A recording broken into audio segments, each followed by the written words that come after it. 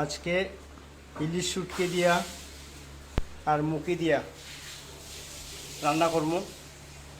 এখানে পেঁয়াজ, রসুন, মুখি আছে আর ইলিশ শুটকি।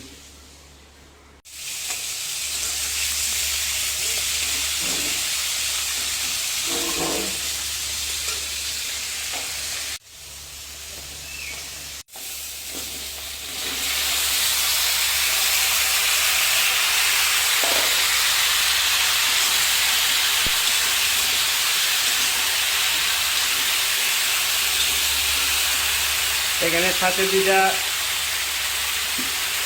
বেগুন কাইটা দিছি মুখির সঙ্গে। এই যে দুটা বেগুন একটা দিছি লম্বা লম্বা করে, ভালো লাগবে।